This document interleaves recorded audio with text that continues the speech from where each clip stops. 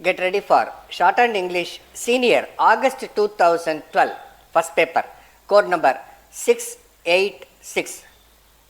Begin. Mr. Speaker Sir, I move the motion of thanks to the Governor for his address to the legislature. Mention has been made in the address about cyclone and famine in some districts. In this connection, I would like to point out that for many years we have had famines and cyclones in some part of the country. So far as our state is concerned, we have had famine either on account of little rain or sometimes too much of it.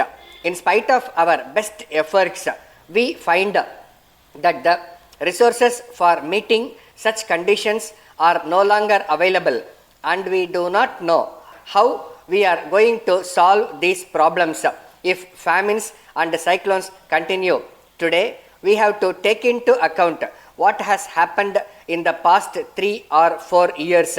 Though the government have done much, it has always been felt to be very little. But I think with the experience that the government have in the past, it should be possible for them to go into the question of famine and the possible help that they have to render in future as quickly as possible.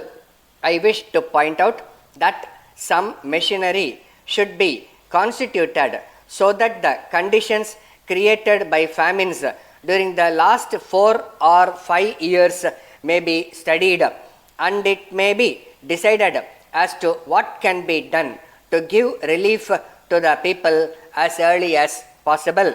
I turn to the problem of agriculture. In our country, we should give the greatest attention to agriculture. Whatever may be the size of our population, food has got to be produced.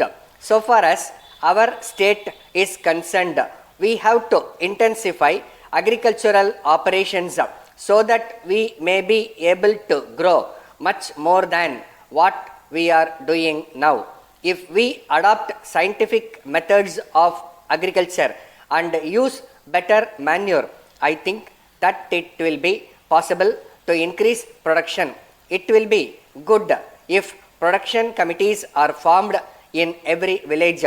They may see how best we can improve agriculture. The government may help them to promote the sale of improved seeds and better manure.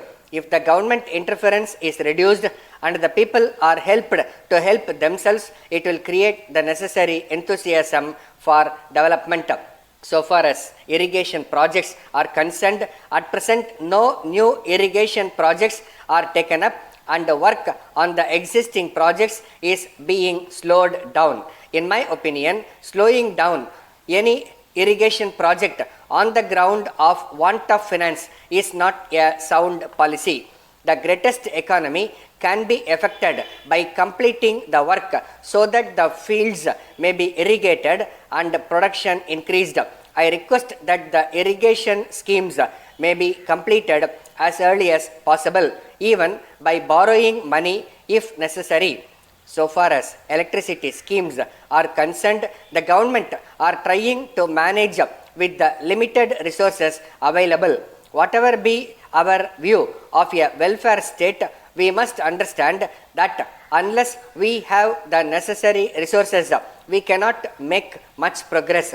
There is a general feeling that the resources of a government are unlimited. If it is understood that the resources of the government have to come from the people, it will reduce the demand on the government to take up this scheme or that. At the same time, the interests of no region should be neglected. Minor irrigation schemes should be taken up wherever possible. After attaining independence, we have seen great development taking place in the country. Of course, we desire more progress, but we have achieved so much progress in spite of all difficulties. Letter from Kumaran Publishers, New Delhi, to Messrs. Jack and Company, Chennai.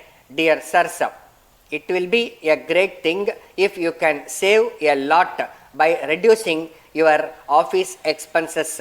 For this purpose, we have brought out a publication entitled Scientific Office Management. It will tell you how you can avoid waste in office expenses. We may tell you that the book is the result of a long research made by the author for many years. He is now really regarded as an authority on office management.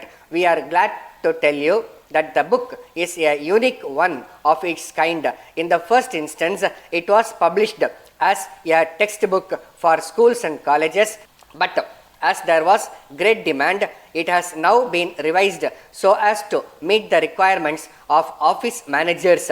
It deals with the problems of office management and gives sound advice on how to meet them. It has not left out anything which should be said, and at the same time, nothing has been said which is useless for the purpose. As a matter of fact, the book will be a valuable guide to office managers and secretaries. Whatever be your line of business or problem, you are sure to profit by it. Please fill in the enclosed order form and send it to us. We shall be glad to send you the book by return of post. Yours faithfully. Stop.